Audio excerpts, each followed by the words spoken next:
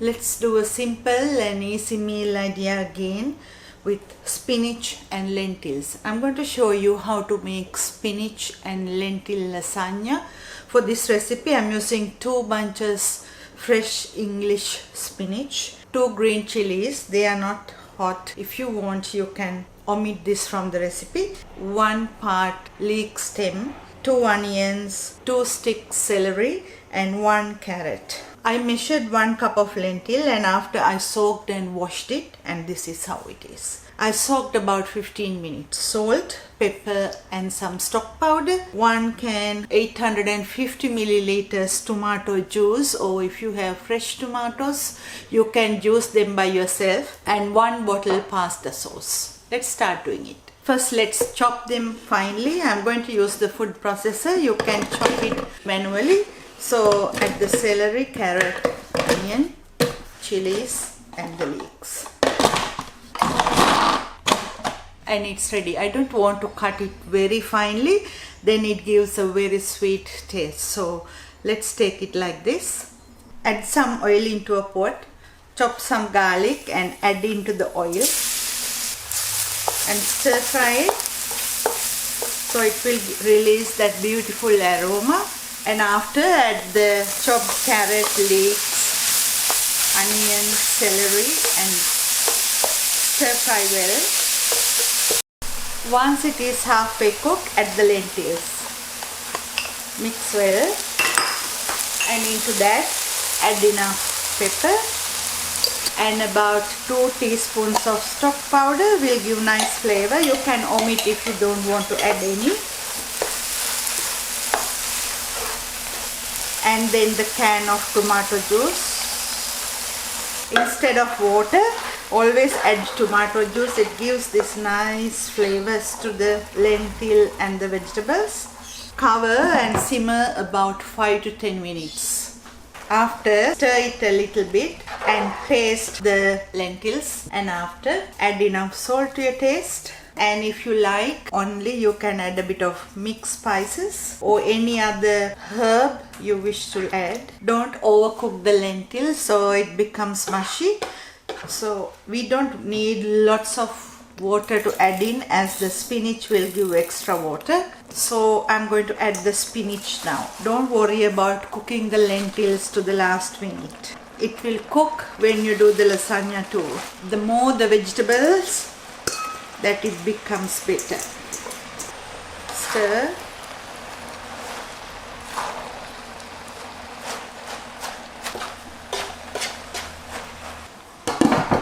After, mix the lentils with the spinach. So as you can see, the spinach is giving lots of water. Now it's the time for you to test again. Taste the sauce. The flavors will depend on person to person. I'm going to add the pasta sauce into the lentils. I like a bit more tomato taste in it. After adding the tomato, cook about 2-3 minutes and it's ready.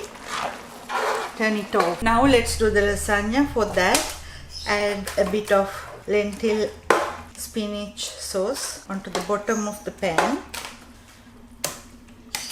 This will prevent sticking the lasagna to the bottom of the pan too. Press the lasagna sheets onto it. So I'm using a larger tray and I'm going to freeze them individually wrapped. So this is one way of cooking a meal that you can freeze to use later. And then again some more tomato and lentils.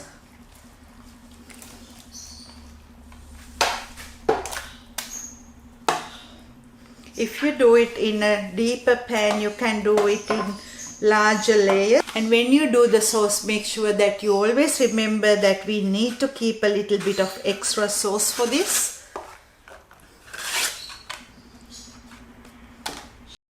So add the tomato and lentil again, and this will be the last layer of tomato and lentils. Now add another layer of pasta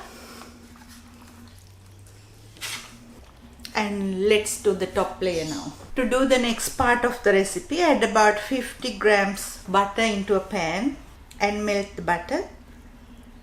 Now into that add about 100 grams of flour and switch off the pan and cook the butter and the flour in that heat about 1 minute.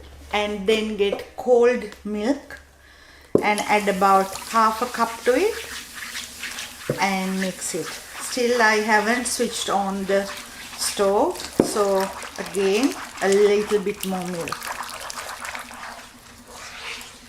I will write the recipe in the description box below so you can get the exact correct measurements. After, switch on the stove and bring it to boil while stirring, and into that add about a teaspoon of stock powder for more flavor, if not salt and pepper. Now it has started thickening and it's the time to take it out. If you find it's more thicker, you can always add a bit of milk to set it. Now it's the time to pour it on top. Pour the mixture on top. Now it's the time to sprinkle some cheese. Preheat the oven to 180 Celsius or 160 in a fan forced oven and bake this about 30 to 40 minutes or until golden brown. After baking 40 minutes in the oven, it will look like this. So let's cut it and see how it looks like. Cut it into half first, then half again.